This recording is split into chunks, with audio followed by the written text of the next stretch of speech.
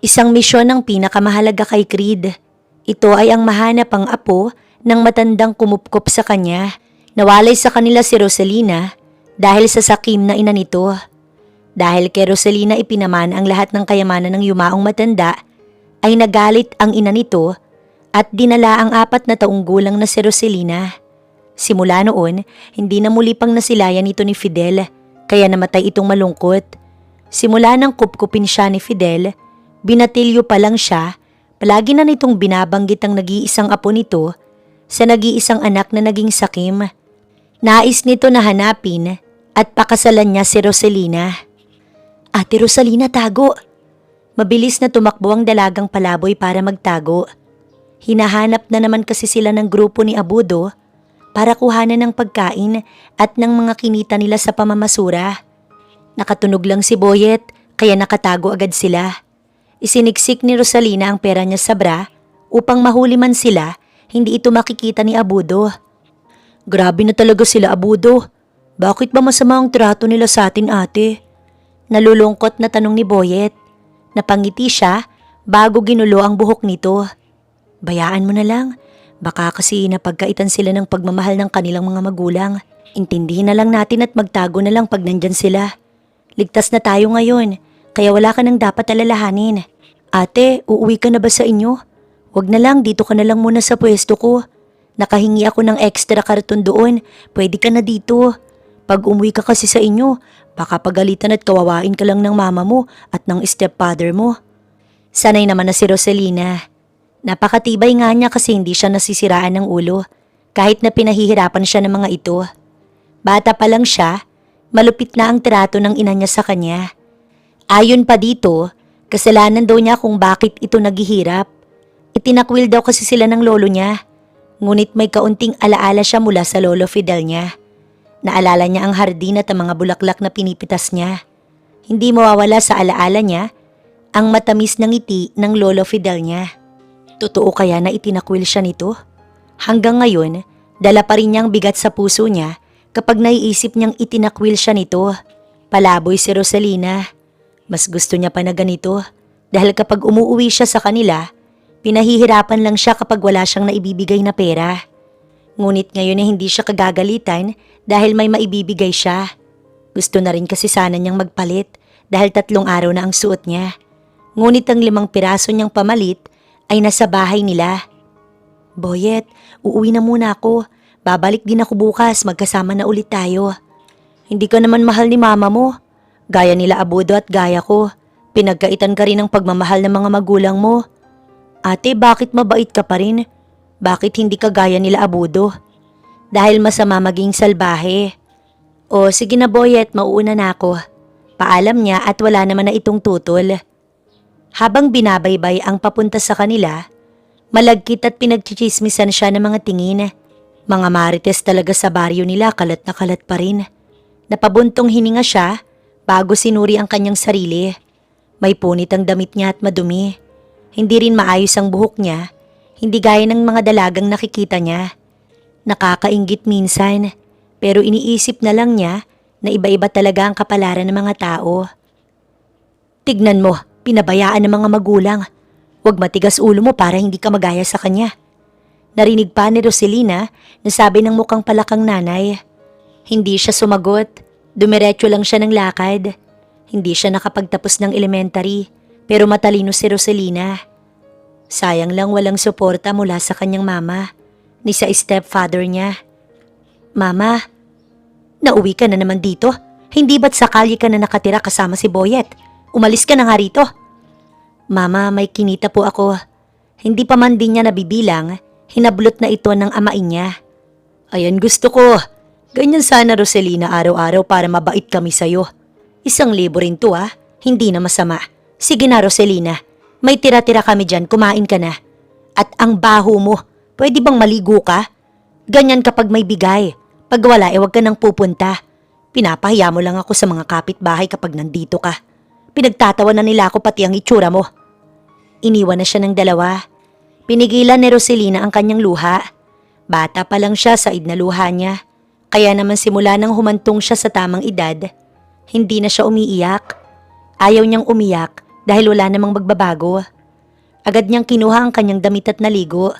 Ngunit sira pa rin ang naisuot niya dahil sa ina niya na sinadyang sirain. Hindi daw kasi bagay sa kanya ang magsuot ng maayos. Wala daw siyang karapatan. Busog naman siya kaya hindi niya nakinain ng tira-tira. Mas maayos pa nga ang pagkain niya sa kalye kaysa sa tahanan nila. Mas naituturing pa nga siyang tao sa kalye kaysa ng ina at amain niya. Sir, may improvement na sa paghahanap kay Rosalina. Hindi mo ba nais sumama? Natunto na ang tinitirahan ng dati ninyong asawa. Baka pinapaasa na naman tayo ng taong nakausap mo. Ilang taon na akong umaasa. Pero nawalan na ako ng pag-asa sa paulit-ulit na pagpalpak. Sa tingin mo ba, mahanap ko na talaga ang anak ko, Creed? Ipinangako ko po kay Lolo Fidel na hahanapin ko si Rosalina ano man ang maging kapalit. Maubos man ang yaman na kanyang iniwan. Hindi ako susuko, sir, para sa ikatatahimik ng kaluluwa niya.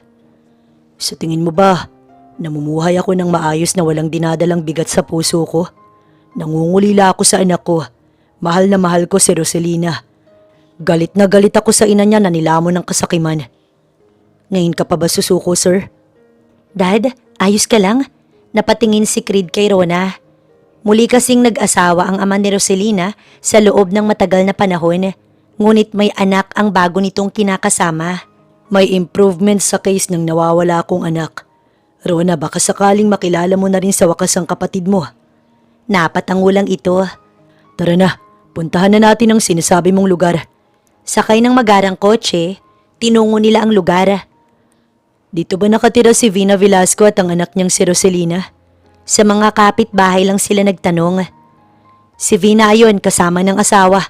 Nagtotong eats, pero si Rosalina baka nasa kalye na naman. Palaboy naman yun eh. Hindi na iniintindi ni Vina bata pa lang. Sa kalye ninyo yun matatagpuan kasama si Boyet.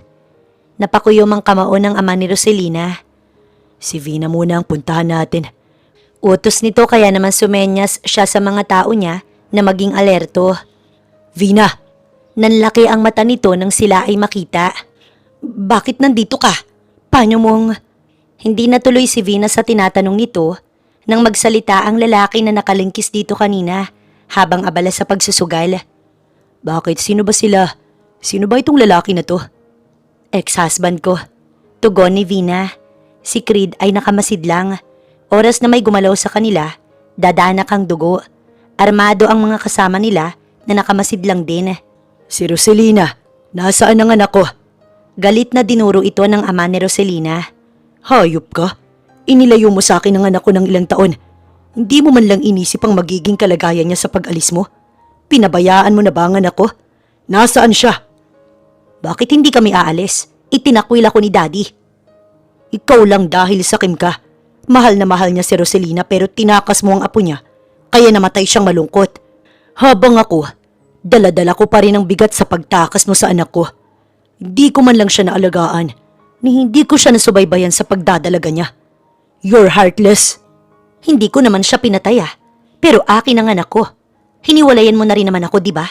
Pati ikaw, iniwan mo ko sa ere. Dahil nanlalaki ka. Ngayon wala na akong pakailam sa'yo. Hinahabol ko lang ang anak kong si Rosalina. Ibibigay ko ang buhay na nararapat para sa kanya. Walang yaka talaga. Inawat na ni Creed ang ama ni Rosalina dahil ang tanging nais lang din niya, makita ang dalaga upang makuha na nila ito. Natitiyak niyang mapapayapa na ang kaluluwa ng Lolo Fidel at makakatulog na siya ng mahimbing nang hindi binabangungot. Ate Rosalina, niyakap siya ni Boyet. Pero napansin niya na umiiyak ito. Sa gulat, agad niya itong tinanong, Bakit? Wala naman po, ayoko na pong sabihin. Boyet, sige na sabihin mo na sa akin. Pangungumbinsi niya sa bata at napansin niya ang sugat nito sa labi. Boyet, sinong gumawa sa'yo niyan? Naluluha pa si Rosalina sa sobrang pag-aalala. Ate, kasi po, narinig ko sila Aling Bebang na pinagchichismisan ka, kaya sinagot ko po sila tapos sinampal po ako ni Aling Bebang. Sa galit ni Rosalina, sinugod niya si Bebang. Ikaw na matanda ka? Hindi na siya nakapagtimpi pa. Sobra na ang mga ito. Palibhasa, kawawa ang kalagayan nila kaya inaapi sila. Dapat na siyang lumaban. Aling Bebang, sobra ka. Pati si Boyet pinatulan mo? Bakit ba ang hilig ninyo na mag-usap-usap tungkol sa buhay ng iba? Luhaan si Roselina at nangihina. Pag ako yumaman, ipapakita ko sa inyo na hindi ako magbabago. Sa sariling mga paakot pagsisikap, magiging maayos po ang buhay namin ni Boyet. Nagsitawanan ng mga tsismosa. Roselina, wala ka ng pag-asa. Pinabayaan ka na nga ng ina mong sugalera. Mayaman daw kayo pero saang banda? Sa mga utang ba? Malakas na tumawa si Bebang. Rosalina, kung mayaman talaga ang pamilya ninyo, hindi ka magiging pulubi. Dapat may branded na mga gamit ka at dapat malinis ka. Wala ho kayong alam sa pinagdaraanan namin. May dahilan po kaya kami ganito. At wala ka namang karapatan na husgahan kami. Aling Bebang, hindi ka rin naman mayaman. Isang kahig, isang tuka ka lang din. Sinampal pa siya ni Aling Bebang. Napaupo si Rosalina, kaya naman si Boyet agad siyang niyakap habang umiiyak. Ang sama ninyo! Bebang, mukha kang kalabaw! Sigaw pa ni Boyet. Pangit ka na nga, pangit pa ugali mo. Pati si ate ko sinasaktan ninyo. Isusumbong ko kayo sa pulis. Ipakukulong namin kayo. Natigilan si Boyet nang may lalaki na lumapit sa kanya upang iabot ang kamay. Luhaan siyang napatingala. Seryoso ang ekspresyon nito habang hinihintay siyang iabot ang kamay niya. Roselina, tama ba? Tanong pa nito. Tumango siya bago inabot na ang kamay niya at tumayo na. Bakit po? Humarap ito kila Aling Bebang at nagsalita. My name is Creed. Isa akong negosyante at ako ang mapapangasawa ni Roselina Velasco. And you? You'll pay for what you did to my fiancé. Ho? Wala akong nobyo. Hindi kita... Pinutol na siya nito. Hinihintay ka na ng dad mo. Itinuro nito ang lalaki na lumuluha na tila ba natulala lang. Matagal ka na niyang hinahanap. Matagal ka na naming hinahanap, Roselina. Sabi ni Mama wala na akong ama. Iniwan na daw kami nito matagal na. Naninikip ang dibdib ni Roselina. Bakit bigla siyang pumunta dito? Bakit ngayon pa? Lahat ng tanong mo masasagot kung sasama ka na sa amin. Napatingin siya sa umiiyak na si Boyet. Tara na, aalis ka na sa lugar na to kasama ko, Boyet. Sumunod naman si Boyet sa kanya. Lumapit siya sa lalaki na ama daw niya pero hindi niya matandaan. Rosalina, my daughter. Niyakap siya nito. Mahal na mahal kita, anak. Inilayo ka lang sa akin ng ina mo. Hindi kita iniwan, anak ko. Hindi ko gagawin yun sa'yo. Nalilito pa po ako. Pwede pong umalis na muna kami sa lugar na to. Hirap na po kami ni Boyet sa impyernong lugar na to. Ipaliliwanag namin ni Creed sa'yo lahat. Inalalayan na siya nitong pumasok sa kotse. Si Boyet naman ay wala ng imik. Nagulat ito pero mas nagulat talaga siya. Hinahanap pala siya ng ama niya. Siniraan lang ba ito ng ina niya? Pati ang lolo niya hindi naman talaga sila kinalimutan. Mabaho po kami ni Boyet dahil nagbabasura kami. Baba na lang po kami ni Boyet. Nahihiya na kasi si Roselina. Nak, hindi ka dapat mahiya. Don't worry. Ibibigay ko ang lahat sa iyo at ang mga nais mo. Sa isang magarang bahay sila dumiretso. Nakakamangha ang laki ng bahay. Kaya naman, napanganga sila ni Boyet. Bahay ito ng lolo mo. Na ngayon ay pagmamay-ari mo. Inilagay lahat ni Dad ang ari-arian niya sa pangalan mo. Si Creed ang namahala habang wala ka. Si Creed ay kinupkup ng lolo Fidel mo. At siya ang magiging asawa mo. Yun kasi ang hiling ng lolo mo. Si Creed, matino siya at napakabait kaya wala akong tutol. Ngunit alam kong hindi mo pa yun matatanggap ngayon. Kaya bibigyan ka muna namin ng panahon. Sa ngayon nais ko munang makabawi sa iyo, anak ko. Muli siya nitong niyakap. Magarang damit ang pinabigay ni Creed sa mayordomang matagal nang naninilbihan sa pamilya Velasco. Nais niyang maging maayos ang dalaga dahil isa itong heredera. Si Boyet ay pinaligo na rin niya at madami siyang pinaluto para sa dalawa. Habang ang ama ni Roselina na iparating sa bago nitong kinakasama ang pagbalik ng anak nito. Wala naman na kasi itong naging anak pa sa iba o kahit sa kinakasama nito ngayon. Napakaganda niya. Sumang-ayon siya sa mayordoma nang puriin si Roselina. Maganda siya at mukhang matalinong babae.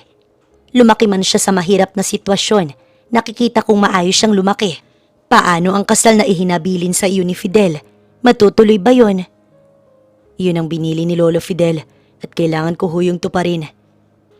Nasaan si Dad? Tanong ni Rosalina sa kanila nang ito ay lumapit. Hindi ko kasi siya nakikita kanina pa. Sabi niya hindi siya aalis.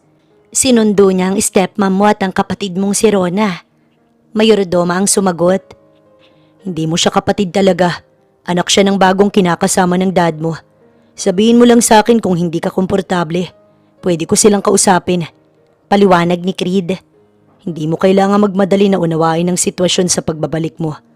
Matagal kang nawala, kaya nauunawaan namin ang magiging damdamin mo. Sa susunod na araw na lang kita ipapasyal sa puntod ni Lolo Fidel. Napatango naman ito bago sila iniwan. Pumunta muna si Creed sa silid niya. Nakita niya ang litrato ni Fidel na kumupkop sa kanya simula nang makita siya nitong minamaltrato ng mga magulang niya na nalulong sa bisyo.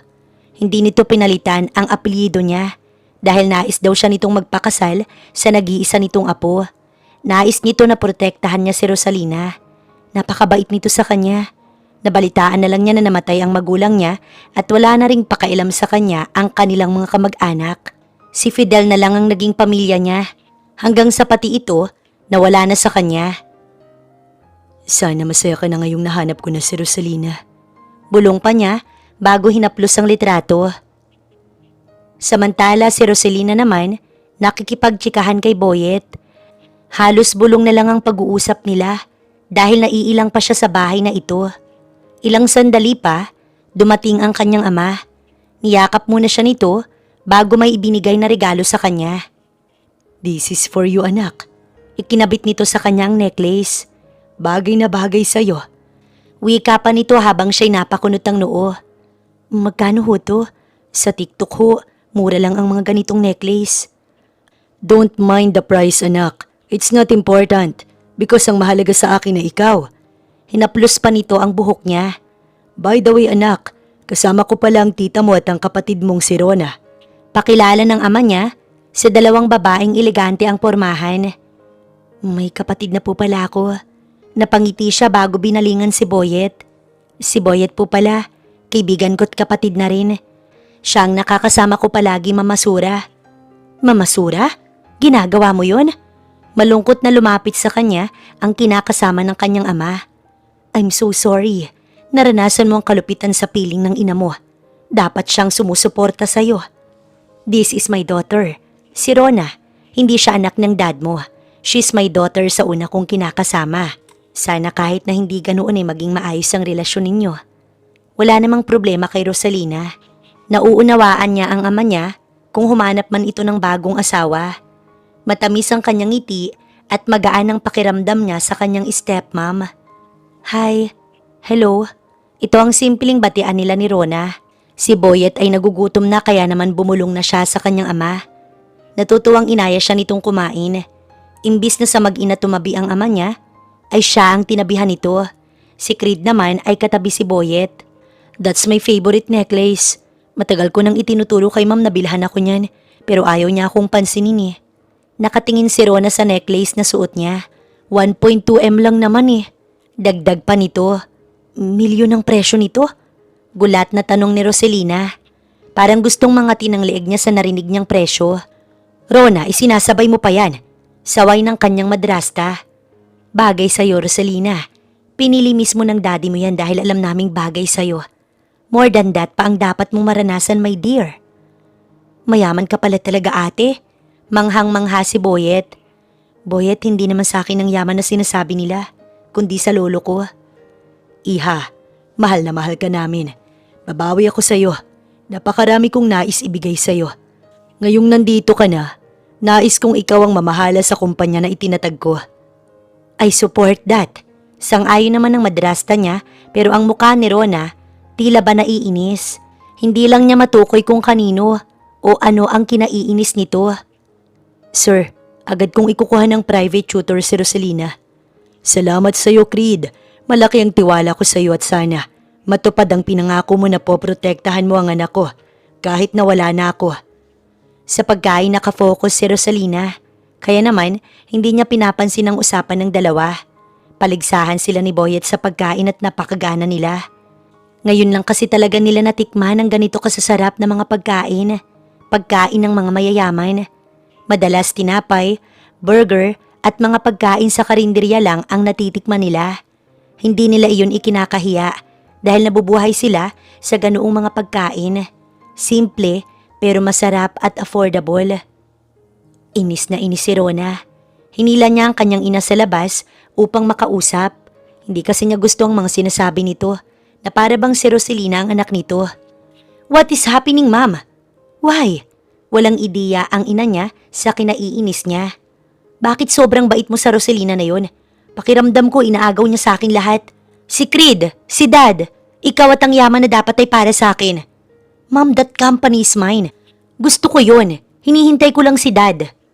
Rona, aware kang hindi nangako sa iyo ang daddy mo. Si Roselina ang tunay niyang anak. Bakit hindi pa ba namin naibigay sa iyo ang mga luho mo? Bakit kailangan mo pang mainggit? Tanggapin mong kapatid mo siya. She's so nice and innocent. At ang mahal ng asawa ko ay mahal ko na din. Tigilan mo na nga ito at huwag mo nang babanggitin pa ulit sa akin. Napairap sa sobrang inis si Rona. Pakiramdam ni Roselina, hindi siya tanggap ni Rona. Sa tingin kasi nito at sa tono nito, parang galit ito sa kanya. Dahil ba inaakala nito na maaagaw niya ang atensyon ng ama nila? Bakit malungkot ka, ate ko? Tanong ni Boyet. Nasa sala sila nanonood. Nakauwi na ang mag-ina. Habang ang ama niya ay nais matulog dito kasama siya. Hindi naman sa malungkot ako, pero iniisip ko lang kung magiging pabigat lang ako dito. Naalala ko na din si mama. Sana'y magbago na siya. Napabuntong hininga pa si Roselina bago napatingin sa kusina. Baka biglang lumabas ang ama niya at si Creed at marinig pa sila.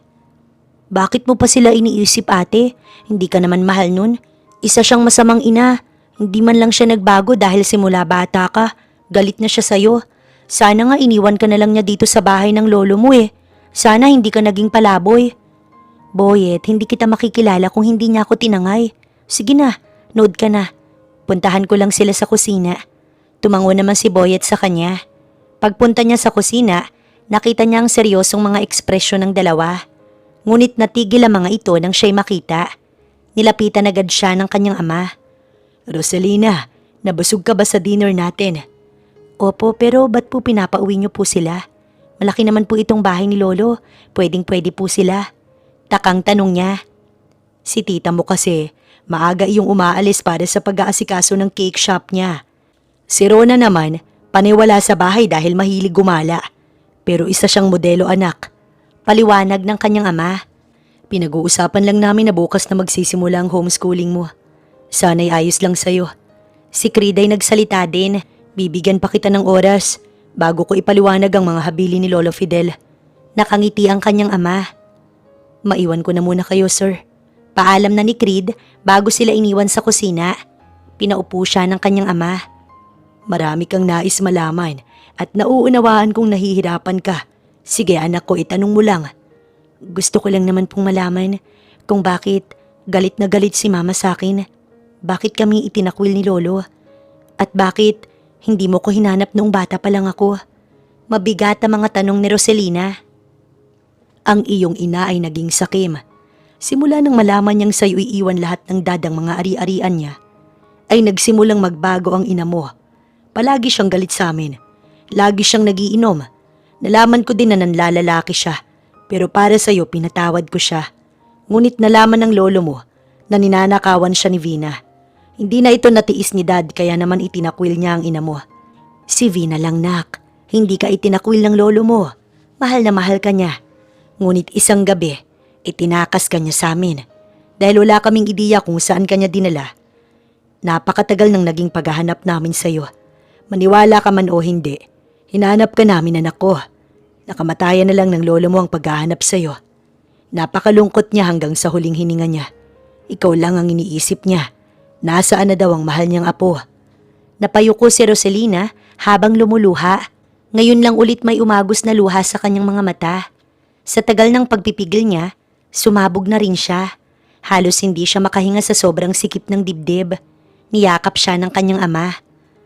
Ang buong akala ko po, pinabayaan po ninyo kami. Humahagulgol si Roselina. Dad, hindi po ako mahal ni Mama. Hindi niya ako tinuring na anak at kinakahiya niya ako. Hinahayaan niya ako magutom at hinahayaan niya ako mabugbog ng stepfather ko. Si Boyet lang po ang naging kasangga ko. Sa kalye, mas gusto ko sa kalye dahil pakiramdam ko magaan pa ang buhay sa kalye kaysa sa piling ni Mama. Tahanan ngang matatawag, ngunit hindi tao ang nakatira kundi demonyo. Narinig ni Creed ang usapan ng mag-ama at ang pag-iyak ni Roselina. Si Boyet ay umiiyak din sa couch dahil maging ito alam ang pinagdaanan ni Roselina. Tinabihan niya ito. Magiging maayos na ang ate mo. Hindi na siya titira sa kalye. Masaya po talaga ako. Ikaw rin, pag-aaralin kita. Boyet, hindi ka na aalis dito. Makakasama ka namin ni ate Rosalina mo. Poprotektahan ko kayong dalawa. Pangako ni Creed. Naalala niya ang sarili niya kay Boyet. Wala din siyang mahinga ng tulong noon. Parehas sila ni Boyet na pinagkaitan ng pagmamahal. Pero, totoo po ba na pakakasalan mo ang ate ko? Oo. May abs ka po ba? Si ate Rosalina po kasi gusto niya may abs daw magiging nobyo niya. Napangiti siya bago ginulo ang buhok nito. Maagang gumising si Creed. Mag-aasikaso kasi siya ng para sa pag-aaral ni Boyet. Maiiwan pa naman niya ang dalawa dahil kasama naman nila ang ama ni Roselina. Gaya niya, maaga itong nagising para ipagluto ng almusal ang anak. Creed, hindi ka ba mag-aalmusal? Hindi na po. Napasulyap siya sa bagong gising na dalaga. Magandang umaga, Dad. Oh, Creed, napansin nito ang bihis niya. Bakit nakabihis ka ang aga-aga? Ipapasok ko sa school si Boyet. Nanlaki ang mata nito at agad siyang niyakap sa sobrang gulat. Salamat, pangarap talaga namin ni Boyet na mag-aral. Napatango-tango lang siya. Sandali, ba't aalis ka na agad? Mag-aalmusal ka na muna kasama namin. Hindi niya matanggihan ng dalaga, kaya naman naupo siya. Dad, ang sarap ng luto niyo. Inuuto mo pa ako anak Mamaya nga pala, isasama ko kay ni Boyet mag-shopping. Bilhin na ninyo ang mga gusto ninyo kahit ano pa yon. Gusto ko po ng manok na alaga. Nasa mid si Creed. I'm sorry, what? Gulat pa niyang tanong. Manok? Bakit? Bawal ba yun? Gustong gusto ko kasi talagang mag-alaga ng manok pero hindi ko naman iluluto. Pwede naman, di ba Creed? Tanong ng ama nito sa kanya. Napatango siya bago sumagot. Yeah, nagkukulong naman yun. If that's what you want, then go. Basta masaya ka. Ngunit sa loob-loob ni Creed, tawang-tawa siya. Nagawa naman ng maayos ni Creed ang para sa pag-aaral ni Boyet. Gamit lamang ang kanyang mga koneksyon. Nakuha niya ang mga mahalagang documents ni Boyet at sa private school niya ito pinasok. Ngayon ay dumiretso naman siya sa kanyang kumpanya upang maghabol ng trabaho dahil ilang araw na siyang naging abala. Ngayong kasama na nila si Roselina, mapapanatag na ang kanyang kalooban. Sa puso niya, alam niyang nagawa niya ang makakaya niya para mabigyan ng kapahingahan ang kaluluwa ni Lolo Fidel. Isa na lamang ang hindi niya nagagawa. Ito ay ang pakasalan ng apo nito. Nagagawin na rin naman niya, binibigyan niya lang ito ng pahinga para iproseso ang lahat ng nangyayari. Sir, may nais pong kumausap sa inyo.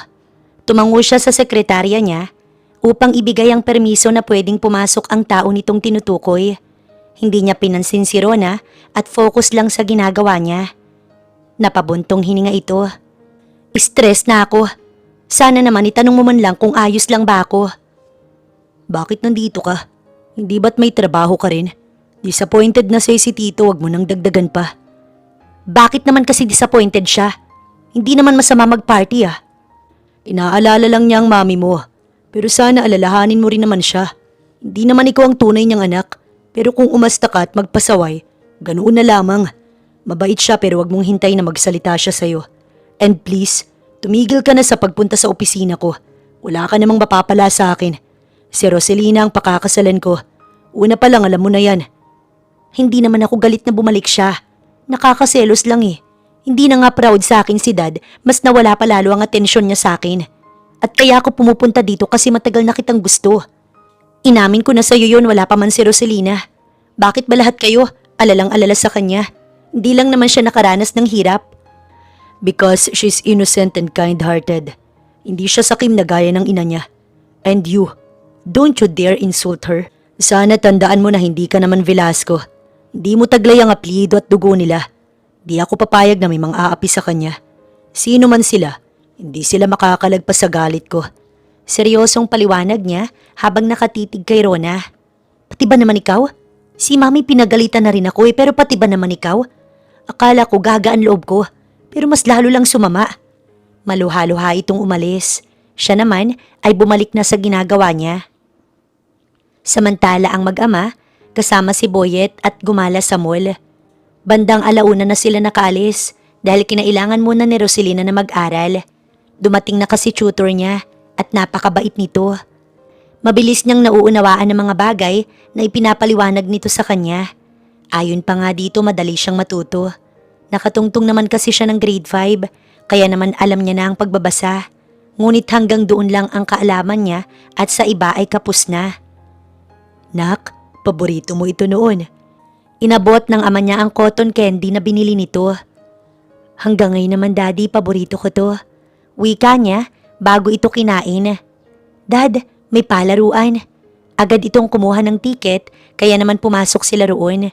Napakasaya nilang dalawa ni Boyet na nararanasan nila ang ganito. Daddy, halika, sumali ka sa amin. Aya ni Roselina. Walang tutol naman itong sumali. Talon sila ng talon habang nagtatawanan. Sa pagod pa nga nila, pabagsak silang nahiga. Hinahabol nila ang kanilang mga hininga. Natawa ang ama niya bago nagtanong. Saan naman ninyo gusto? Dad, ikaw wala ka bang gusto? Ayaw ko po na puro ako lang. Masaya na ako na makita kitang masaya. Ngunit inaya-aya niya na ang ama niya sa bilihan ng damit. Nais niyang pilian ng kanyang ama. Masaya naman ito't hinayaan siya. Ngunit nang makita niya ang presyo, pasimple siyang bumulong. Dad, sobrang mahal dito. Sa okay-okay na lang po. Sige lang anak, pili ka lang. Pero mahal po. Walang problema sa presyo na yan. Basta ikaw ang namili. 10 beses ang mahal dahil pinili ng aking mahal na anak. Napagod talaga si Roselina at Boyet sa pagsha-shopping. Ngunit masaya naman sila. Maging ang kanyang ama. Hanggang makauwi nga sila, nagtatawanan sila dahil sa mga kwento ni Boyet na talaga namang nakakatawa. Natigil lang sila ng datnan nila si Rona. Umiti siya bago ito nilapitan. Rona, kamusta? Hindi siya nito pinansin. Sa ama niya ito tumingin. Dad, wala ka na bang balak umuwi sa amin? Hindi mo na ba kami mahal? Bakit dito ka namamalagi? Wala na ba kami sayo? Napaawang ang labi ni Roselina. Rona, hindi naman sa ayaw ni Dad. Uuwi siya, di ba Dad? Gumala lang kami ngayon. Paliwanag ni Roselina pero minalditahan siya ni Rona. Bakit? Ikaw ba ang kausap ko? Roselina, si Dad ang kausap ko. Wala kang karapatan na itrato na parang wala lang ang anak ko. Malakas na sigaw ng ama ni Roselina na nakapagpagulat talaga sa kanya. Sino ka para itanong sa akin ang mga bagay niyan?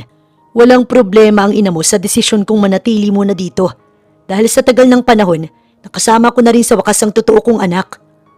Tila ba patalim na bumaon sa puso ni Rona ang sinasabi ng kanyang ama.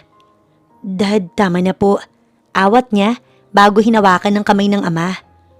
Nak, ipapaalam ko lang sa kanya kung sino siya. Hindi ka pwedeng maliitin ng kung sino man.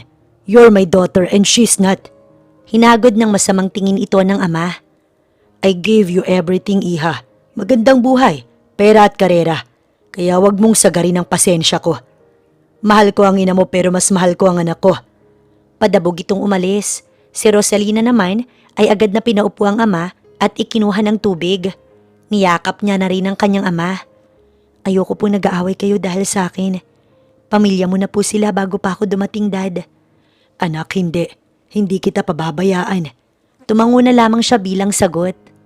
Galit na galit ang ama ni Roselina. Sinugod nito si Rona sa bahay upang paggalitan at sabihin na rin sa ina nito ang ginawa nitong pag-question na sa mga ginagawa niya para sa anak niyang si Roselina. Pagsabihan mo ang anak mo. Ito ang bungad niya nang makita ang kinakasama. Mahal kita pero mas mahal na mahal ko ang anak ko. And you know that, hindi ako makakapayag na may mang-api sa kanya. Matagal siyang nawalay sa akin. Bakit ganyan si Rona? Bakit kailangan niyang pagsalitaan ng anak ko? Dahil sa akin. Hindi niya na itinuloy ang sasabihin dahil mas masasaktan lamang ang kanyang asawa. Hindi ko alam ang nangyari, pero alam kong may ginawa siya kaya kaganyan kagalit. Ngunit pwede natin itong pag-usapan ng maayos. Please, para sa akin, huminahon ka na muna. Pinakinggan niya ang asawa at tumango. Si Rona ay nakayukong lumapit sa kanila. Galit na sinampal ito ng ina pagsabi niya ng rason kung bakit siya galit na galit ngayon. Pinagsabihan na kita na ituring mo siyang kapatid mo. Si Roselina ay anak ng aking asawa. Mahal ko siya gaya ng pagmamahal ko sa iyo, Rona. Pero sobrang disappointed kami ng daddy mo sa naging asal mo. Bakit kinaiinggitan mo ang kapatid mo? Napakabait niya at napaka-inosente. Nakaranas siya ng kalupitan sa tunay niyang ina. Kaya nais kong ibigay sa kanyang pagmamahal na yon. Ayokong masira ang pamilya natin. Ngunit bakit mo inilalayo ang sarili mo? Bakit ka nag-iisip ng masama? Rona, nasira kami ng ina ni Rosalina dahil sa kasakiman niya. At ayokong mangyari din sa atin yon. Mapapatawad kita pero sa susunod na ulitin mo, pasensyahan na lang tayo. Malungkot naman ang mami mo. Paaalisin kita sa pamamahay ko. Tandaan mo na anak ko si Rosalina, kaya ibinibigay ko ang lahat sa kanya. Mahal ko rin ang mami mo at ikaw, itinuring na kitang tunay na anak ko. Huwag mo lamang kalabanin ang aking anak upang hindi ako gumawa ng hakbang para hindi kita itakwil. Ito ang mahigpit na biling niya kay Rona. I'm so sorry. Dapat kang humingi ng sorry kay Roselina dahil pati siya nasaktan mo. Matanda ka na, Rona. Sa susunod, pag-isipan mo ng ilang beses ang bibitiwan mong mga salita. At hindi kita pinalaking masama ang ugali. Pati ako'y hindi magdadalawang isip na itakwil ka kung mauulit ang ginawa mo. Maging ang asawa niya, nagbanta na rin kay Rona. Pasensya ka na kung may pagkukulang ako sa pagpapalaki sa anak ko. Hindi ko ginustong maging masama siya. Palagi ko naman siyang pinagsasabihan. Niyakap niya ang kanyang asawa. Tahan na. Mauunawaan niya na ang mga sinabi ko. Pasensya ka na. Sobra din ako magsalita sa kanya. Hindi ko lang napigilan ang damdamin ko dahil na mahal ko ang anak ko. Bumalik na siya sa mansyon upang makasama si Roselina. Isinama na rin niya ang kanyang asawa dahil kahapon pa siya hindi nakakauwi. Samantalang si Roselina naman, nakatambay sa labas. Hinihintay niya ang kanyang ama na nagpaalam upang umuwi muna. Hindi nito sinabi ang dahilan pero babalik din naman daw ito agad. Gabi na, malamig dito. Ipinatong ni Creed ang coat sa kanyang balikat. Ginawan kita ng kape. Salamat. Creed, sa tingin mo ba, makakaya kong i-handle ang mga iniwan ni Lolo? Pati si Dad sabi niya, sa akin ipapamana ang mga ari-arian niya. Para ako naduduwag pag naiisip ko eh. Makakaya mo yan. Nakaya mo ang magtiis sa piling ng mama mo. Matututo ka rin. Tiyagaan mo lang. Hindi ka namamaliitin ng kahit na sino. Pero Creed, ba't mo pala tinanggap ang hiling ni Lolo na pakasalan ako? Hindi mo pa naman ako nakikita. Nakita na kita. May litrato ka noong bata ka pa lang. Malaki ang utang na loob ko kay Lolo Fidel. Binugbog ako ng mga magulang ko at iniligtas niya ako. Naikwento niya sa akin na may nag-iisang apo din siya. Gusto kitang protektahan. Hindi naman ako napipilitan lang. Hindi mo kailangang mag-alala dahil kahit hindi mo ko mahal ay ayos lang. Hindi rin kita pipilitin sa mga pribadong bagay na ginagawa ng mag-asawa. Nandito lang ako palagi. Isipin mong tagapagbantay mo lang ako para hindi ka mailang. At kung nais mo na talagang magpamilya at hindi mo na kayang manatili sa marriage natin, ibibigay ko ang kalayaan. Masiguro ka lang muna na matino ang lalaki na mamahalin mo. Mahinahon itong paliwanag. Napangiti si Roselina at napakagaan ng pakiramdam niya kay Creed. Isinandal niya ang kanyang ulo sa balikat nito. Susubukan kong maging masaya. Naniniwala ko sa Lolo Fidel ko na mabait ka at matino. Sisikapin kong may maramdamang pag-ibig upang makabuo ng pamilya kasama ka. Magiging tapat naman ako kung wala talaga eh. Mauunawaan naman siguro ni Lolo. At least, sinikap natin, di ba? Tumango naman ito. Nakita nila ang kotse ng ama niya, kaya agad niyang inayos ang sarili. Sinalubong niya ito, at mas natuwa pa siya nang makita ang kanyang stepmom. Niyakap agad siya nito. Malungkot pa nga ang ekspresyon nito, kaya naman napakunot ang kanyang noo.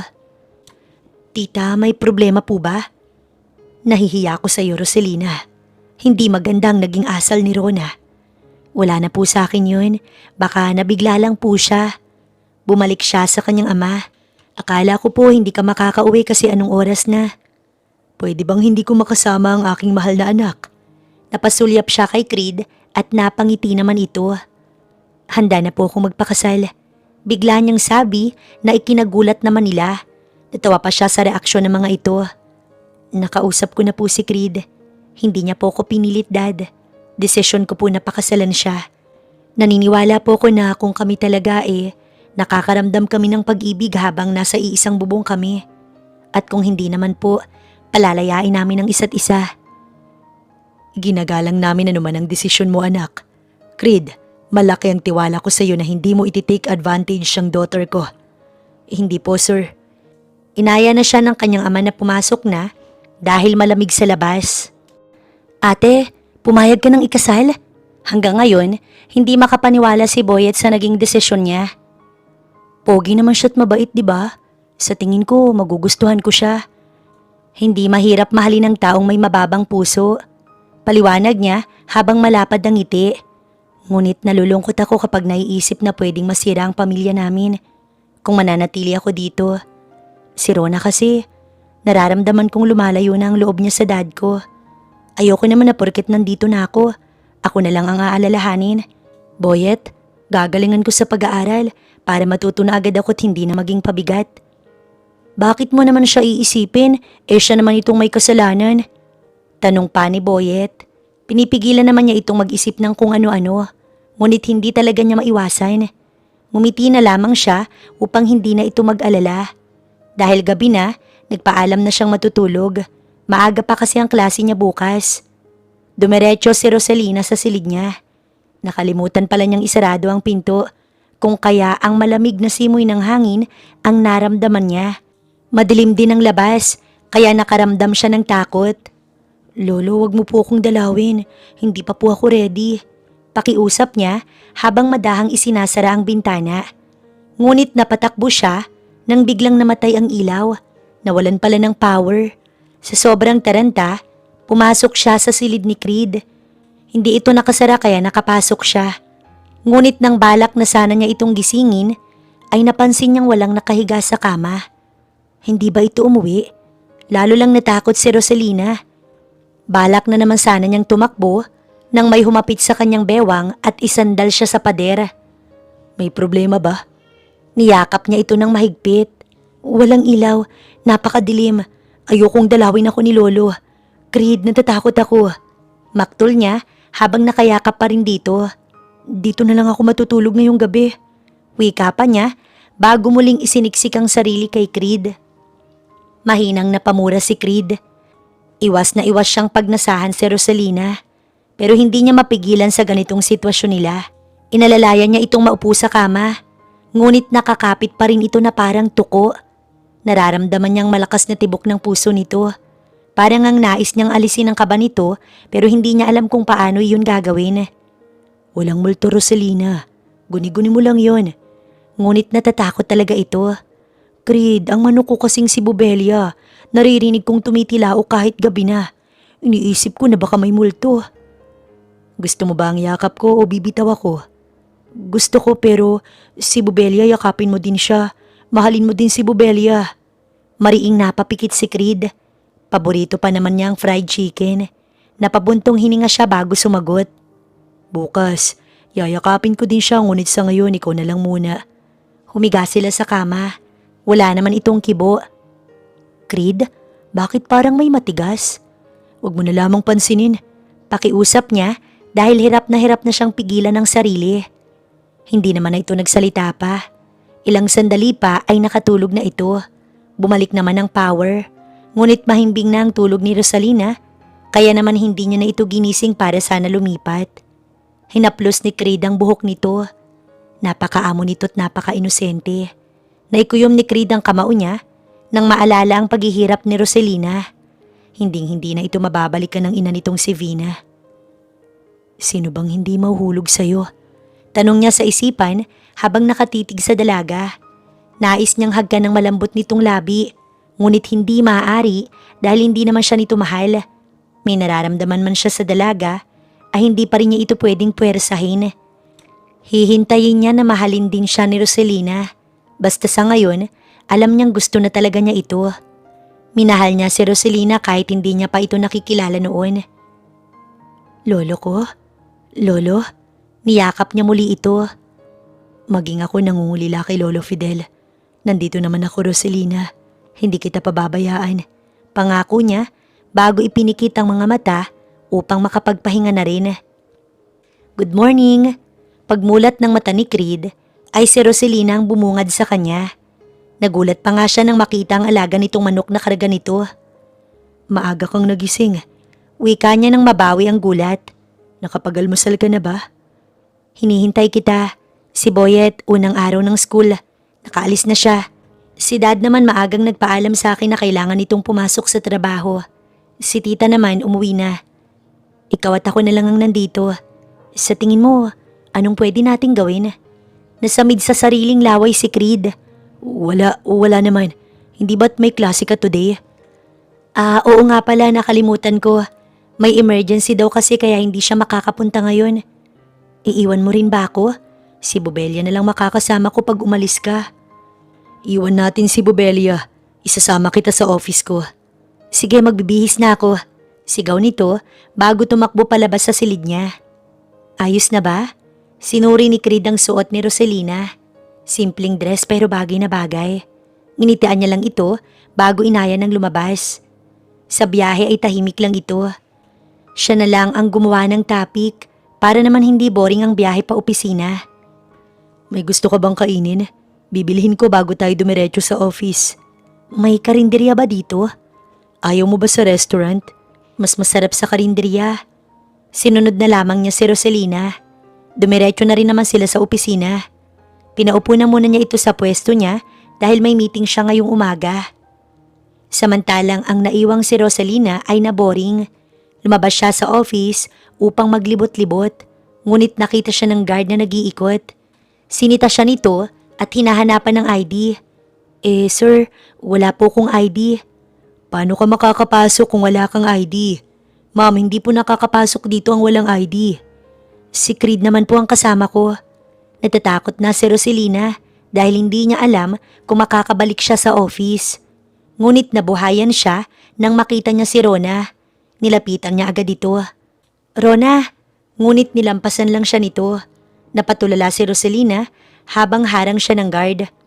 Sa labas na lang ma'am, bawal po dito. Utos pa nito kaya wala na siyang nagawa pa. Pasensya na po, trabaho lang. Tumango na lamang siya dahil nauunawaan naman niya ang gwardya. Hindi na nadat na ni Creed si Roselina sa kanyang opisina. Isang oras lang siyang nawala, wala na rin ito. Inutos agad niya sa sekretarya niya na tignan ng mga CCTV footage upang matuntun agad si Roselina. Habang siya ay napatakbo na lang sa labas upang ito ay sundan. Labis ang kabang nadarama niya dahil baka natatakot na ito dahil hindi naman ito sanay sa ganitong lugar na tadtad ng securities. Mahigpit kasi si Creed at inuuna ang safety. Kaya naman napakarami niyang kinuhang guard na sisita sa hindi kilalang tao at hindi naman nagtatrabaho sa kanyang kumpanya. Creed, kamusta? Natigil si Rona nang lagpasan lamang niya ito. Hindi na niya alintana ang sinumang nakaharang na tao. Basta binabangga na lang niya, makapunta lang agad kay Roselina. Sa labas ng building, nakita niya itong nakatayo. Mainit ang tirik ng araw at natitiyak niyang masakit ito sa balat. Hindi naman ito umiiyak pero bakas ang takot sa mata nito at pagtataka. Napabuntong hininga siya bago ito nilapitan. Let's go inside. Anyaya niya, kaya naman nagulat ang guard na nagbabantay kay Roselina. Boss, pasensya na po. Hindi ko alam na kakilala mo po pala siya. Ma'am, pasensya na po talaga. Agad na humingi ng tawad sa kanilang dalawang gwardya. Hindi niya ito pinansin habang si Roselina ay napangiti pa. Ayos lang naman po. Alam ko naman na trabaho ninyo na pangalagaan ng kumpanya nitong mapapangasawa ko. Napasulyap siya kay Roselina. Sinabi nitong mapapangasawa siya nito. Grabe ang kabog ng puso ni Creed at nawala din ang inis niya. Ma'am, mapapangasawa ka po pala ni boss. Pasensya na po talaga. Bumalik ka na sa trabaho. Dapat kung gaano ka kahigpit sa magiging asawa ko, ganyan ka din sa iba. Walang special dito. Bilin niya na agad naman itong tinugon ng matigas na oo. Habang binabaybay ang opisina, ay hawak niya ang kamay ni Roselina. Napakagaan ng pakiramdam ni Creed. Tila nga ayaw na niyang matapos ang paglalakad nila. Nais niyang ganito na lang sila kahit na buong buhay pa niya, basta hawak niya ang kamay nito. Sa pinto ng opisina, nadatnan nila si Rona. Bakit nagmamadali ka kanina, Creed? Tanong nito bago bumaling kay Roselina. Sis, nandito ka pala. Pasensya ka na sa akin itong mga nakaraan. Nalaman ko na ang mali ko. Nandito ko para sabihin iyon kay Creed at masaya akong nandito ka rin. Ngunit hindi kumibo si Roselina na para bang ito ay umiiwas. Pumasok na sila sa office. Pinaupo na muna niya ito sa pwesto niya habang si Rona ay hindi pa rin umaalis. Creed, sorry na talaga. Huwag ka na magalit sa akin.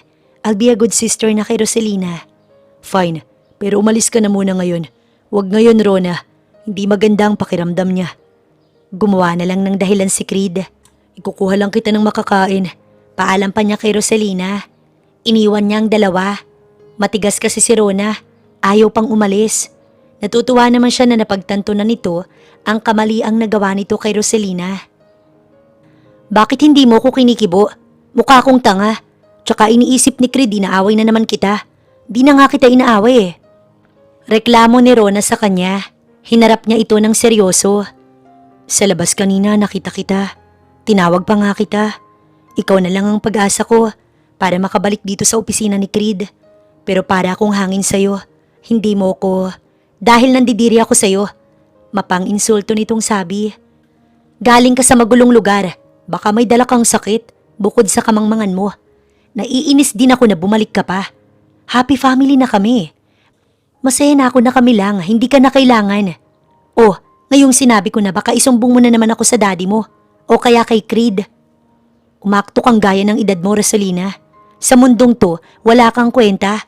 Baka nga kaya hindi ka mahal ng mama mo kasi wala ka naman talagang kwenta, di ba? Bakit? Ano bang nagawa mo para sa kanya? Hindi ikaw ang biktima dito. Huwag kang magpaawa. For sure, kamkamera ka rin naman. Marunong ka lang Isang malakas na sampal ang iginawad niya kay Rona. Hindi mo alam ang pinagdaanan ko para kutsain at pagsalitaan mo ko. Rona, handa akong ituring kang tunay kong kapatid. Pero ngayong nakilala na kita, isinusuka kong nais kitang maging kapatid. Hindi naman kasi talaga yung mangyayari dahil hindi ka naman namin kadugo. Umasta kang naagawan sa pagkakaintindi ko. Bakit? Ano bang sayo? Ikaw ba ang napagkaitan? Ikaw ba ang nawalan? Rona, ako lahat yun. Ultimo lolo ko ipinagkait sa akin ni mama. Wala akong kwenta. Natawa si Roselina habang lumuluha. Mas wala kang kwenta. Hindi mo ko pwedeng apihin. Walang pwedeng umapi sa akin. Yan ang sabi ni Daddy at ni Creed. Matapang na sagot ni Roselina ang nakapagpatahimik kay Rona. Sa'yo na lahat, wag lang si Creed. Hindi siya bagay sa'yo. Mangmang ka at matalino siya. Sa tingin mo, anong sasabihin ng ibang tao kapag nalaman nila na ikaw ang mapapangasawa niya? Masisira ang pangalan ni Creed dahil sa'yo. Leche ka? Tinamaan sa puso si Roselina. Umalis naman si Rona. Siya ay tinuyo agad ang luha. Ayaw niyang pakinggan ng sinabi nito, pero sa kabilang banda, tama naman si Rona. May maipagmamalaki ba siya kay Creed? Bukod sa iniwanan siya ng pamana, hindi siya nararapat na maging asawa nito. Mahihirapan lang ito sa kanya. Gaya na lang kanina. Sobrang simple lang ng tanong ng mga gwardya. Hindi niya magawang masagot dahil nauunahan siya ng takot at kamangmangan niya. Binili kita ng... Pinutol niya si Creed. Gusto ko niyang umuwi. Uuwi na ako sa bahay. Tumango naman ito't hinatid siya. Dumiretso siya sa kanyang silid na walang pinapansin. Nilagpasan lang niya ang kanyang ama. At si Creed, hindi niya na muling kinibo pa. Kahit na tinatanong nito kung anong problema dahil para siyang lantang gulay. Sa silid niya, umiyak siya ng tahimik. Ibinuhos ni Roselina ang lahat ng luha niya. At kahit ang sakit-sakit ng nararamdaman, nanatili siyang sinasarili ito. Good morning po. Hindi pinahalata ni Roselina ang nararamdaman niya sa kanyang tutor. Gusto niyang matuto. Nais niyang maalis ang kamangmangan niya. Nakita niya ang ama niyang nakamasid sa kanila habang nagsimulang magturo ang guro niya. 3 oras na klase at 1 oras na pahinga. Pinagmeryenda na muna siya ng kanyang ama. Ito mismo ang nag-asikaso sa kanyang pagkain. Si Creed naman ay sumabay sa kanila dahil wala naman daw itong opisina ngayon. Kaya mamomonitor din ito ang kanyang pag-aaral. Pansin ko, kahapon ka patahimik anak. Ang kanyang ama ang nagsimula. Pagod lang po ako. Tanging sagot niya na hindi tinitignan si Creed. Dad, pwede bang wag na lang ituloy ang kasal? Hindi ko na po gustong matuloy ang kasal namin ni Creed. Sinulyapan niya na ito. Iba ang aura nito ngunit hindi niya iyon pinansin. Napatango naman ang kanyang ama. Nauunawaan ko ang nais mo, anak. Panigurado naman akong mauunawaan din ng Lolo Fidel mo ang iyong desisyon. Si Creed ganoon din naman, hindi ba? Binalingan ito si Creed. Hindi ito sumagot, bagkus ay nagtanong. May malalim na rason ba para sa pagtanggi mo? Pwede ko bang malaman? Ayokong matali sa'yo. Seryoso niyang sagot bago iniwan na ang dalawa. Masakit para sa kanya na itaboy si Creed, pero mas masasaktan siya kung masisira niya ang pangalan nito. Ayaw niyang madikit kay Creed kung ganito pa rin siya na walang alam. Mahal niya na ito kaya ang sakit na dinadala niya ay parang ikamamatay niya. Ngunit hindi. Pagsusumikapan niyang makaabot sa mataas na pag-iisip, yun ay kung mahal din ba siya ni Creed at hindi ito hahanap ng iba. Pasensya ka na. Sa tingin ko'y naguguluhan ng anak ko. Sana maunawaan mo na ayokong pilitin ang aking anak. Tama na ang paghihirap na dinanas niya sa kamay ni Vina. Siguro naman, mauunawaan din ni Dad ang desisyon ng kanyang apo. Hindi makasagot si Creed. Parang sinasaksak ang kanyang puso. Hindi niya masabing wag itong tumanggi sa kasal dahil mahal na mahal niya ito. Ngunit magiging selfish siya kung didiktahan niyang nararamdaman ito. Masama at mabigat ang kalooban ni Creed na umalis. Dumiretso sa bar upang suluhin ang sakit na ipinaramdam ni Roselina. Mapait siyang umiti. Ayaw nitong matali sa kanya, pero hindi naman niya ito ituturing na gamit na ipagdaramot. Bibigyan pa rin niya ito ng kalayaan, basta bigyan lamang siya nito ng pagkakataon na mahalin niya ito. Sa dami ng nainom ni Creed, hanggang 9:00, pag-ewang-gewang siyang umuwi. Hindi na nga niya nadala ang kotse niya, kaya naman nag-taxi na lang siya. Napahiga siya sa lapag sa sobrang kalasingan, ngunit may ulirat pa naman siya. Alam pa niya ang nangyayari, hindi pa siya nagbablangko. Sinikap niyang makarating sa silid ni Roselina. Bukas ito, kaya nagawa niyang pumasok. Hindi siya matatahimik hanggat hindi niya ito nakakausap. Creed, anong ginagawa mo dito sa kwarto ko? Amoy alak ka. Binuksan nito ang ilaw. Mariin siyang napapikit bago lumuhod kay Roselina. Pakiusap, huwag mong gawin sa akin to. Mahal na mahal kita. Ayokong mawala ka sa akin. Hindi kita itatali. Ni hindi ako magiging mahigpit. Hayaan mo lang ako na makasama ka at mahalin ka. Pangako, magiging mabait ako. Roselina, pakasalan mo ko. Lumuluha si Creed. Creed, tumayo ka nga. Utos niya dahil naiiyak na siya na malamang nahihirapan din pala ito. No, tumahan ka na. Ayoko lang na makasira pa ako sa imahe mo. Wala akong kwenta. Hey, don't say that. Ayokong minamaliit mo ang sarili mo. Mahal kita, mahalaga ka sa akin. Hindi ka nakakasira kahit kanino. Bakit mo yan iniisip? Sinabi ba yan ni Rona sa'yo? Galit nitong tanong. Hindi. Pagsisinungaling ni Roselina. Maupo ka dito sa kama. Huwag kang lumuhod dyan. Utos pa niya, pero nanatili itong nakaluhod at ang mukha nito idinukdok nito sa kanyang hita. Nakaupo kasi siya sa kama at ito ay nakaluhod sa harapan niya. Napaawang ang labi ni Roselina. Lasing ka lang. Pahinga ka na. Bukas na lang natin pag-usapan ng maayos. Gusto ko ngayon na. Hindi ko matiis na iniiwasan mo ko. Para akong mababaliw kanina sa sinabi mong ayaw mong makasal sa akin. Mahal kita. At kahit hindi mo ko mahal, ayos lang. Hindi ko na to ginagawa dahil sa utos ni Lolo Fidel. Ginagawa ko to dahil mahal na mahal kita. Parang awa mo na, Roselina. Huwag mo kong itataboy. Si Creed umiiyak. Hinaplos ni Roselina ang buhok nito. Luhaan din siya at hindi kayang makita na mahina si Creed dahil sa kanya. Mahal na mahal din kita, Creed.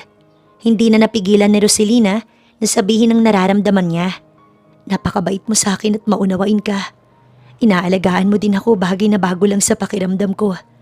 Kasi simula nang kuhanin ako ni Mama, wala na akong naramdaman na pag-aalaga. Masaya ako na bumabawi si Dad sa akin. Pero pagdating sa'yo, iba kasi talaga ang pakiramdam eh. Damdaming hindi ko maramdaman sa ama ko.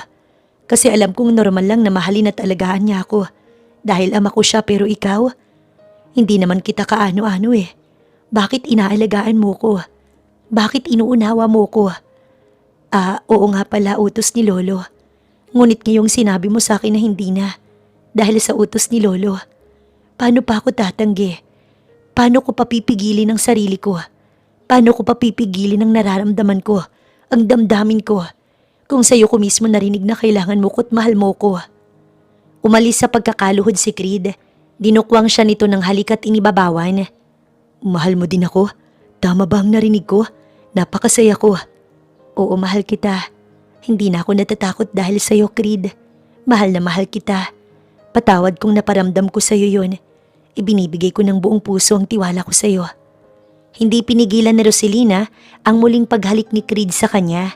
Mas malalim na ngayon, mas mabagal at kasabay nun ay ang paggapang ng kamay nito patungo sa bagay na iyon sa kanya.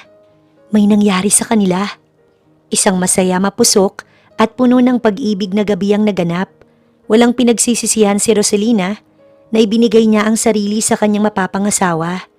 Masakit lang ang parting iyon na iniinda niya ngayon. Siya ang unang nagising dahil nga paggalaw niya, nakaramdam agad siya ng sakit sa katawan na para bang tinatarangkaso. Napasinghap siya nang makita ang parehas nilang walang saplot na katawan. Lalo na ang malaking alaga ni Creed, para bang saging na mataba at mahaba. Nahawakan naman niya na ito at nagawa pa siyang diligan. Ngunit nakakatakot pala talaga ito dahil tumitibok na animoy may sariling puso. Nakatayo kaya naman natutop ni Roselina ang bibig niya upang pigilang gumawa ng ingay. Napamulat si Creed at nakita ang kanyang reaksyon. Napangiti ito bago hinagkan siya sa noo. Dumito ka na lang muna sa silid. Gagawa na lang ako ng dahilan para hindi ka muna maistorbo. Ha? Pero may klase ngayon at ayokong wala ko. Makakaya ko namang tiisin to eh. Sige na, mauna ka nang lumabas at dapat hindi ka nila mapansin. Nakakahiya sa daddy ko na naibigay ko ng sarili ko. Hindi pa man din tayo kasal. Sana sa atin lang to. Well, sa atin lang naman talaga to, wife.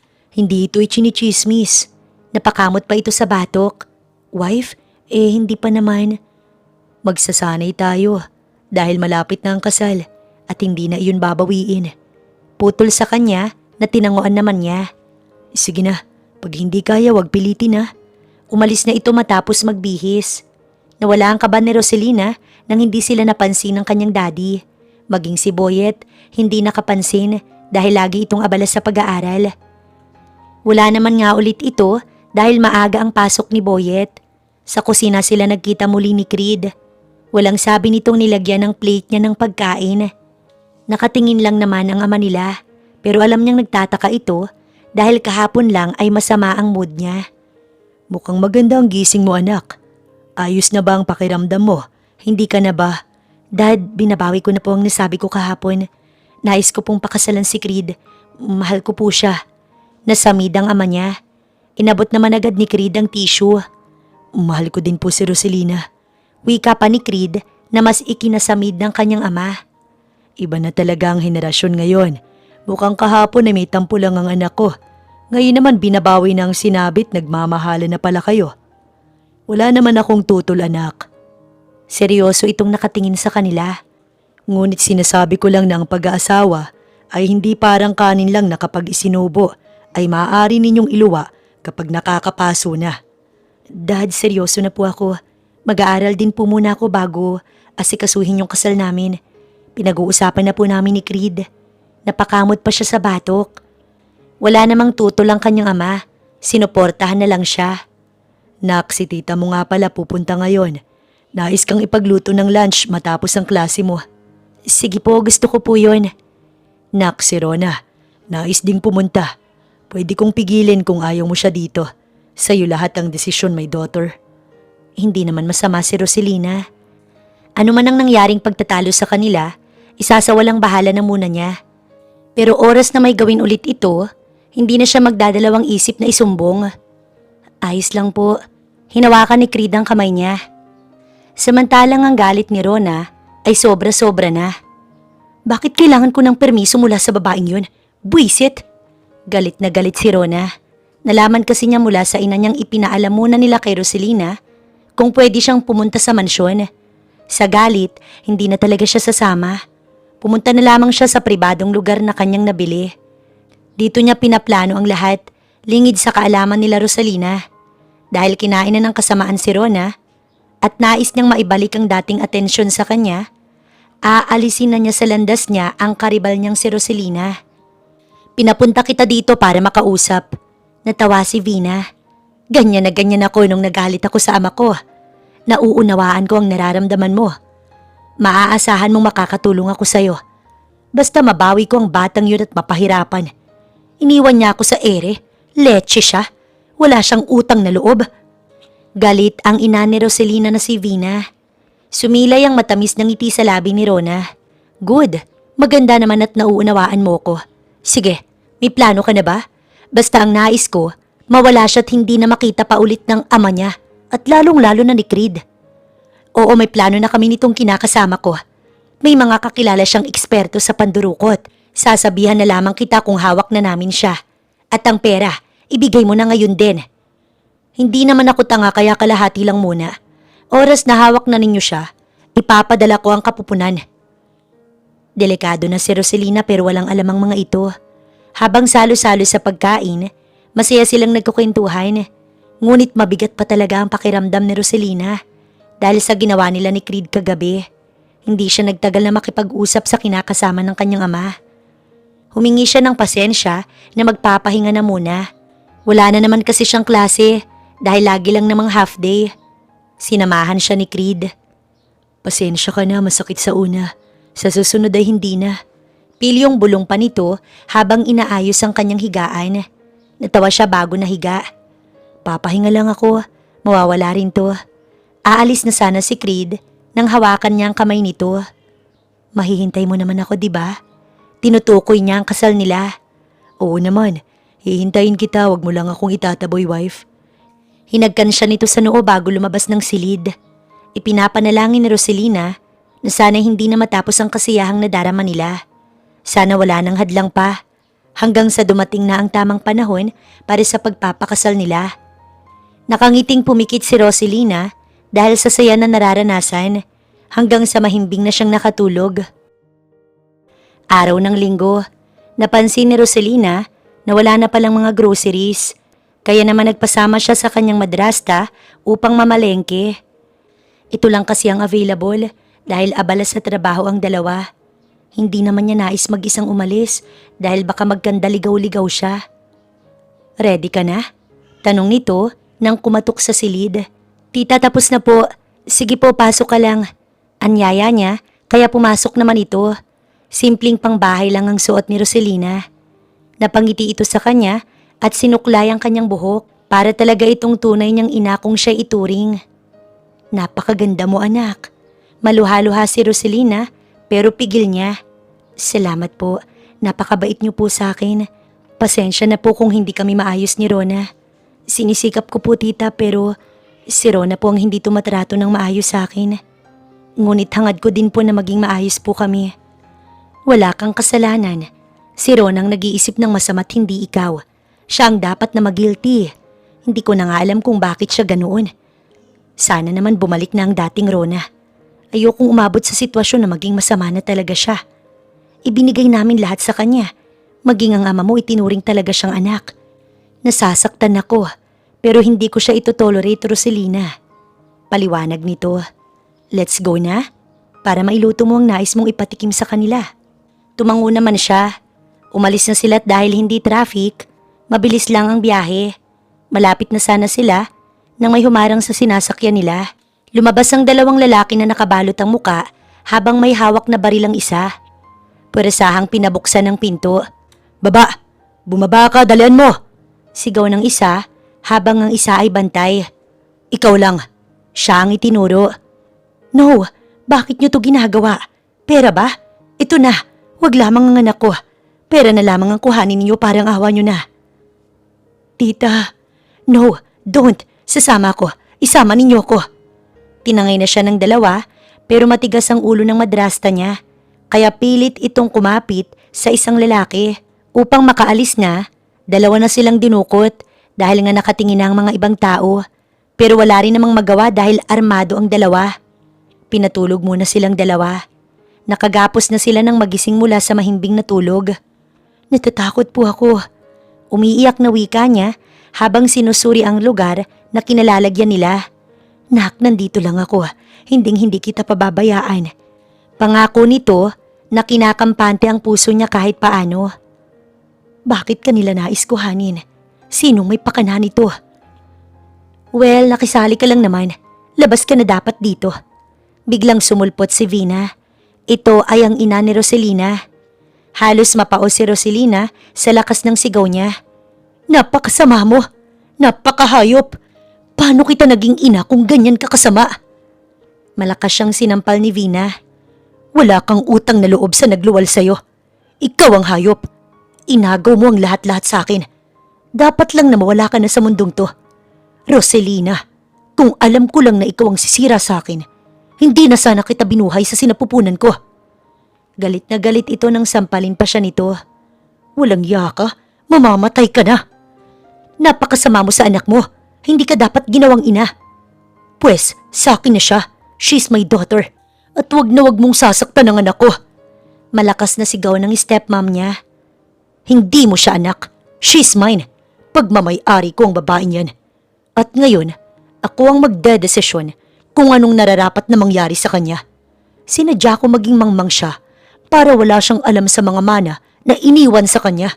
Ngunit kahit ganun, hindi siya lumaking gaya ko. Mahina siya pero matalino. Mas pinili niyang lumayo sa akin imbis na kampihan ako. Hindi ako lumayo. Utal na tugon ni Roselina. Ikaw ang naglayo sa akin, hindi mo ko mahal. Nilabas ni Vina ang 2x2. Inihampas nito sa hita niya. Malakas siyang napadaing habang ang stepmom niya, luhaang nakatitig sa kanya. Wala itong magawa. Halos lahat ng mura na gawa na nitong sabihin sa ina niyang si Vina. Hahampasin din sana ni Vina ang stepmom niya, pero dumating si Rona. Gulat na gulat sila dahil kasama pala ito sa planong pandurukot sa kanya. Rona, bakit mo nagawang makipagsabuatan sa babaeng to? Ganyan ka na ba kasama? Mami, sinagad niyo ang pasensya ko. Sawang-sawa na akong maging pangalawa sa babaeng yan. Inagaw niya pati ikaw. At ngayon si Creed naman. Hindi mangyayari yun. Gagawin ko lahat. Mawala lang siya sa landas ko. Pakawalan ninyo ang mami ko. Utos nito sa dalawa, pero sinaway ito ni Vina. Bakit mo siya pakakawalan? Nakita at nalaman niya ang plano. At kailangan mo nang magdesisyon ngayon din. Gusto mo bang isumbong niya ang ginawa natin? Hindi naniniwala si Roselina na kaya itong gawin ni Rona sa sarili nitong ina. Sa kanya pwede pa pero sa mami nito. Pakawalan niyo si tita.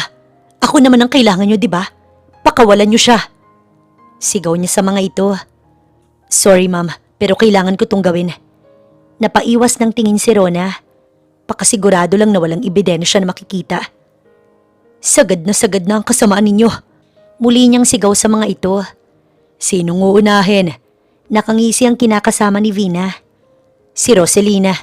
Napairap pa si Rona nang sabihin ang pangalan niya. Ito na ba ang magiging kapalaran nila? Dahil sa inggit at kasakiman nagawa silang isalvage ng mga ito. Sobrang dami pa niyang pangarap. Nais pa niyang makasama ng matagal si Creed. Ngunit mukhang mamamatay na nga sila. Ito na ang huling araw nila sa mundong to. Ngunit nagulantang sila nang biglang may sumulpot na mga pulis. Wala man lang silang naramdaman na may nakapasok na mga pulis. Paano may pulis? Nalaman na ba nila Creed na nadukot sila? Biglang may pag-asang naramdaman si Roselina. Sa gulat ni Vina at ng kinakasama nito, agad itong nadakip ng pulisya. Habang si Rona ay sumunod na hinuli. Nakita niya si Creed patakbo itong lumapit. Wife, patawad na, tagalan kami. Tinuntun pa namin at pinagtagpi-tagpi ang mga footage. Salamat ng marami sa mga nag-report sa inyo sa pulis. At laking pasalamat ko nang makita ang ID ni tita sa kotse. Kaya natawagan agad si Daddy. Si Dad? Nasaan si Dad? Nasa hospital siya. Hindi niya kinaya ang kaba at pag-aalala kaya nawalan siya ng malay. Inalis nito ang kanyang tali. Mabubulok sila sa kulungan. Hindi ko sila patatawarin sa kasamaang ginawa nila sa inyo. Naikuyom ni Creed ang kamao. Niyakap niya ito. Sa wakas ligtas na sila. Sa hospital sila dumiretso. Hindi lang dahil sa kailangan nilang puntahan ng ama niya, kundi dahil sa tinamo niyang sugat sa ginawa ni Vina. Sinuri siya at nakita ang mga pasa sa kanyang hita.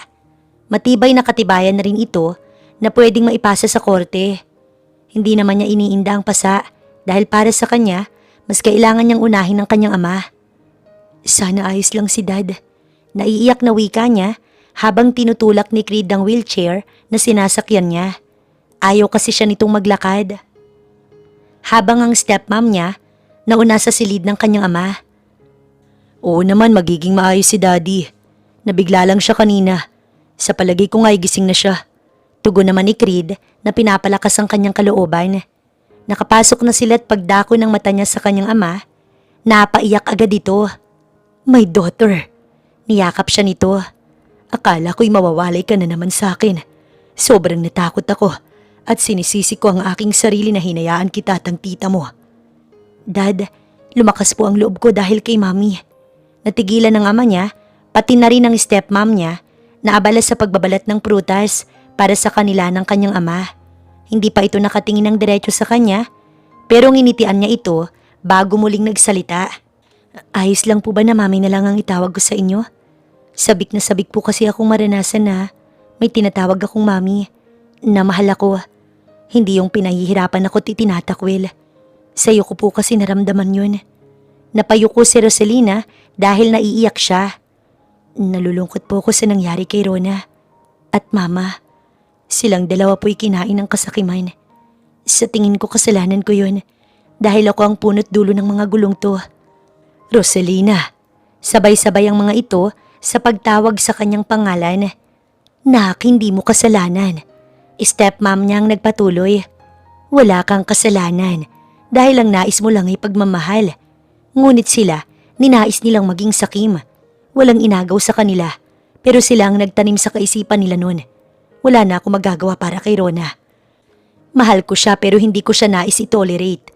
Ibibigay ang nararapat na parusa para sa krimen na nagawa nila. Mahabang paliwanag nito bago siya niyakap. Salamat dahil pinagkatiwalaan mo ko. Salamat dahil inayaan mo kong maging ina sa'yo. Hindi ko sasayangin ang chance na binigay mo. Hinagkan pa siya nito sa noo. Ipinagbalat kita ng prutas. Kumain ka na muna. Napasinghot pa ito at nagpunas ng luha. Napakasaya ko na maunawain ng mami mo at mahal na mahal ka rin niya. Nasa tamang babae na nga ako, nak. Ngunit alam ng mama mo na minahal ko naman talaga siya. Sinayang lang niya iyon dahil idinamay ka pa niya. Ngayon tapos na ang kahibangan nila. Mabubulok sila sa bakal na rehas na paglalagyan nila. Sinayang ni Rona ang pangaral at kaginhawa ang ibinigay namin ng ina niya sa kanya. Umaasa akong mapagtatanto niya ang kamalian niya sa tamang panahon. Paliwanag ng kanyang ama. Hinawakan nito ang kamay ng stepmom niya. Bibigyan natin siya ng tulong kapag nakapagsisi na siya. Bata pa siya, marami pang pwedeng magawa't marating. At kasama na doon ay ang mga matututunan niya. Sa ngayon pabayaan na muna natin siya. Gusto ko po, Dad, na ilabas mo siya sa kulungan matapos lamang ng ilang buwan. Sa tingin ko, sapat na yun para mapagtanto ang mga nagawa niya. Maging si Rosalina ay sumabat din. Mami, nandito kami para sa'yo. Salamat dahil hindi mo po ako iniwan at pinabayaan. Sumama ka pa rin kahit na ako lang naman ang kailangan nila. Panigurado na kung hindi ka po nagpumilit na makasama. Baka po hindi na ako maabutan na buhay ni Creed. Don't say that, wife. Sobrang nangihina ako kapag naririnig at naiisip ko yan. Pakiusap nito kaya naman napatango siya at inalok na rin ito ng prutas. Nakalabas naman na ang ama niya.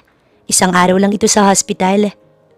Naipasa ang kaso at mabilis itong gumagalaw. Habang si Rona, magaan lang ang ipinatong nilang parusa dahil nga nais nila itong makalaya din. Ilang buwan lang siguro ang igugugol nito sa bilangguan.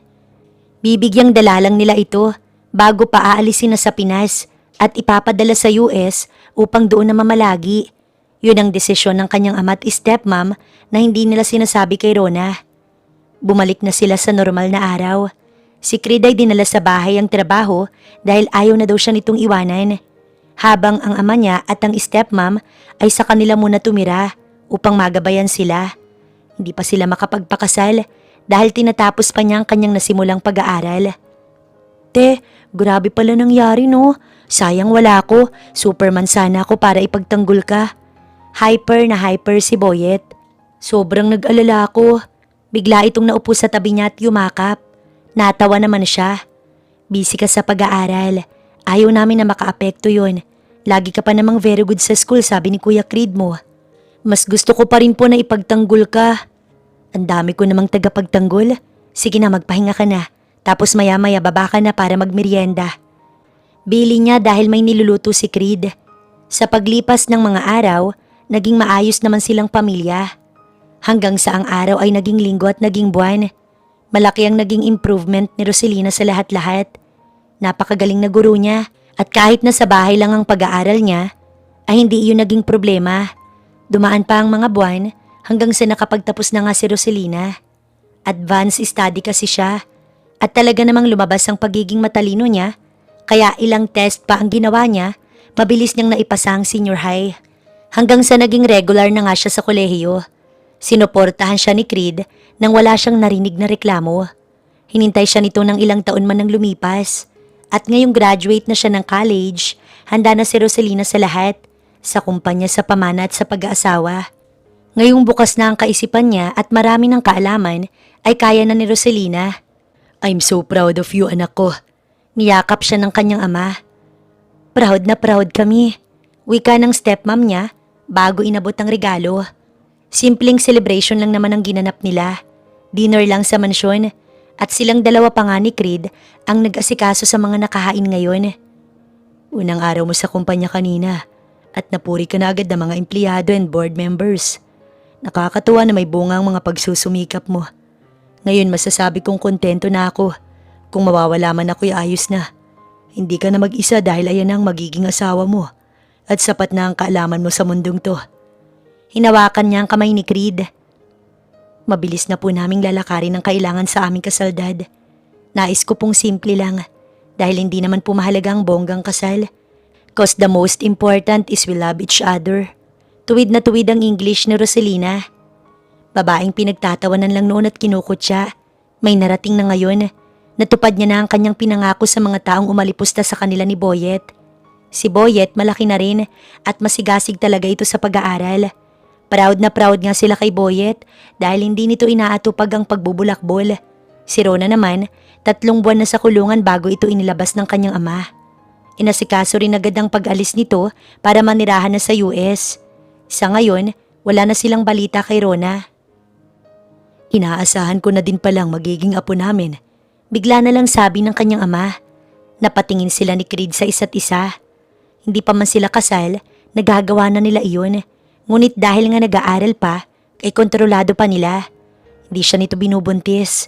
Not until now na sinabi ng kanyang ama ang apo na inaasahan nito sa kanila. Pilyo ang ngiti ni Creed, pero sumenyas siya na wag itong magpahalata. Dahil pinanatili nilang walang makakaalam na nakuha na siya ni Creed. Lumipas pa ang 1 buwan para sa paghahanda ng kanilang kasal. Dumating na rin ang takdang araw. Naikasal sila ng maayos kahit simple lang. Family at mga kaibigan lamang ang imbitado dahil iyon ang hiling niya. Mom, Ismael, sabi kong hindi diba? Bakit ba ang tigas ng ulo mo? Maktol na naupo si Ismael. Nais kasi nitong kumain ng mangga kahit na umagang-umaga pa lamang. Ito ay ang panganay nila ni Creed. Sa loob ng ilang buwan nila bilang mag-asawa, nabiyayaan agad sila. Sinundan ito ni Avril, ang kanilang bunso. Ngayong malalaki na ang mga ito, mahirap nang sawayin. Mga anak, later na lang baka magalit lalo si Mami. Madamay pa ako, hindi pa ako makaisa. Sinamaan niya ng tingin ng asawa. Nakakadalawa ka na, gusto mo pang umisa? Baka pati ikaw madamay ko sa inis ko. Pakainin mo na ang mga anak mo dahil tinatapos ko pa tong hugasin ko. Hinagkan siya ni Creed bago inasikaso na ang dalawa.